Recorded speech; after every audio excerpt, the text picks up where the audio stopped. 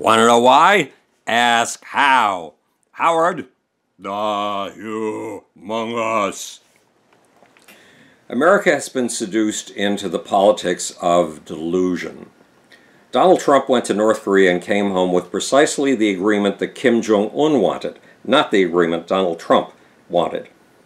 An agreement that says North Korea will throw away its nuclear arms only after America throws away its nukes. Trump was convinced he had obtained an agreement with Kim Jong-un to get rid of his nukes. That was false. In fact, it was the opposite. Trump had thrown away our joint military exercises with South Korea. Trump had given away a vital tool in the balance of power in the Pacific. He'd given Kim Jong-un a gift. But what did Trump, the great negotiator, get in exchange for that gift? Nothing. Absolutely nothing. Our Secretary of State of the moment, Mike Pompeo, went to North Korea to nail down the agreement that Donald Trump felt that he had achieved. But Pompeo was never allowed to get anywhere near Kim Jong-un. He was tied up with elaborate meals and evasive officials. When he asked for the nuclear disarmament that Trump was sure he'd achieved, Pompeo was told that he was out of line and acting like a gangster. The busting of the Trump-North Korean bubble took place late on a Friday, after most journalists had gone home for the weekend. So the story disappeared, overshadowed by the gripping story of the kids' soccer team trapped in a cave in Thailand. Trump lucked out with that cave rescue.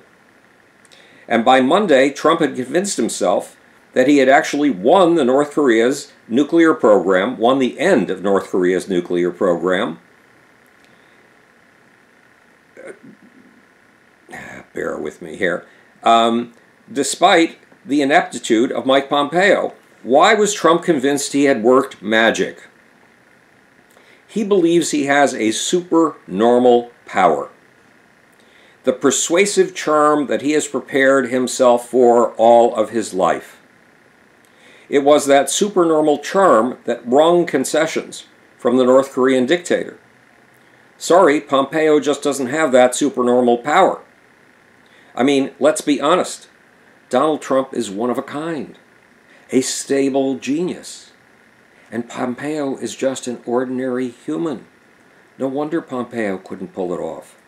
Now Trump has done the self-delusion trick again. He has gone to a NATO summit. He has insulted Angela Merkel of Germany and everyone else in the room. He has behaved like a 4-year-old throwing a tantrum when you were trying to put on an elegant dinner party. He has slashed at the sinews and tendons of NATO. Those sinews and tendons are the belief that we are all in this together, and we will come to each other's aid. Trump seems unlikely ever to come to the aid of anyone in Europe. And if Russia is the aggressor, Trump is likely to take the side of his hero, Vladimir Putin. Angela Merkel, Francois Macron of France, and Theresa May of England, they all know this. They are not amused. Meanwhile, Donald Trump has whipped up another delusion about his magical powers. After 2 days of rudeness and acting out, he is convinced that he has made NATO stronger, that is NATO, stronger than ever. How? He is convinced that he has browbeaten NATO's members into increasing their defense budgets. But that is completely and utterly false. In fact, the combined military budgets of our European NATO allies are bigger than the military budget of Russia and bigger than the military budget of China. Nonetheless, Barack Obama persuaded the European powers to increase their contributions to 2% of their GDP. That was in 2014, 2 years before Donald Trump took office. The budget increases that Donald Trump is convinced that he and his magic powers have brought forth are the increases wrung out of the Europeans by a man Donald Trump despises, Barack Obama. Like the achievements of Donald Trump's North Korean trip, the accomplishment of Trump's NATO trip are fantasies. They exist only in Trump's head. But there is a huge slice of the American voting population that believes Trump's delusions. That includes some intelligent, down-to-earth people I know. Some intelligent, down-to-earth people who will watch this and make negative comments. Why do humans sometimes go for delusion over reality? Because figments of the imagination provide hope. And hope is vital to the human mind. Hope is also vital to the human body. Hope ups the activity of your immune system, invigorates you, and bonds you into a community of those who share your hope. It gives you energy, and it gives you social closeness. It gives you security. It gives you the equivalent of hugs and whumps. Selling delusions and false hopes goes way back in time. Jesus preached that the kingdom of God would arrive at any minute. It never came. Did Jesus' followers abandon him because his predictions had proven false? Not at all. They followed him in delusion. They are still following him today, 2,000 years after his prediction failed to come true. In fact, 2.2 billion are following him. Why? Because belief in Jesus delivers hope and a feeling of belonging. God and Jesus are always with you in your head, giving you company. Donald Trump is selling himself as a magical Messiah, a new Jesus. And the person he's selling that idea to the hardest is himself. Guess what? His sales job on himself has worked.